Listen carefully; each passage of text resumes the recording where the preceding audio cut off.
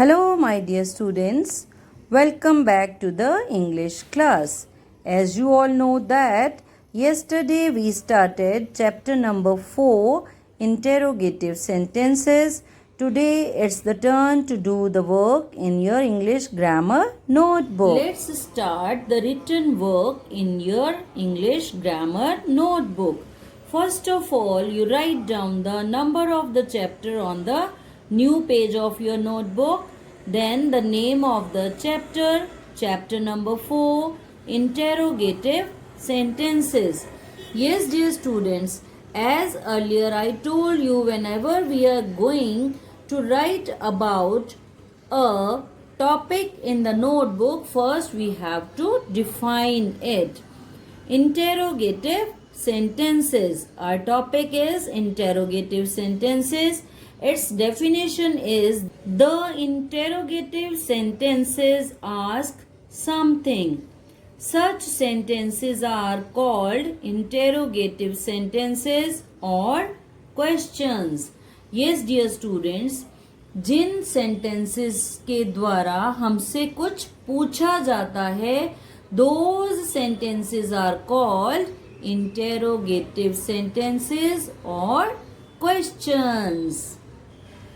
Now, look at the rules to write down an interrogative sentence.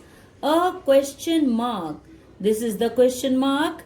A question mark is placed at the end of an interrogative sentence.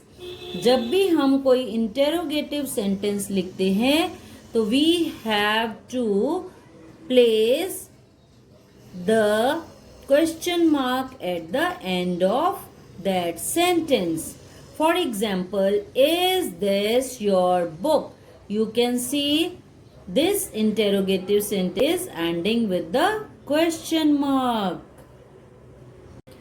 One more example is there. Do the children play in the ground? Again, we have placed a question mark at the end. Next rule is helping verb is written in the beginning. जब हमारे sentence में कहीं पर helping verb होता है, that is written in the beginning to form a question. Singular subject plus first form of the verb does in the beginning.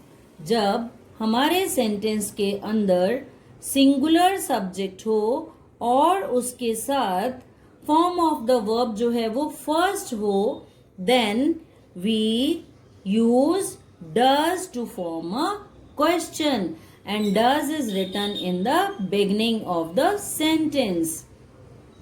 When plural subject plus first form of the verb is there, plural subject first form of the verb, then what do we use?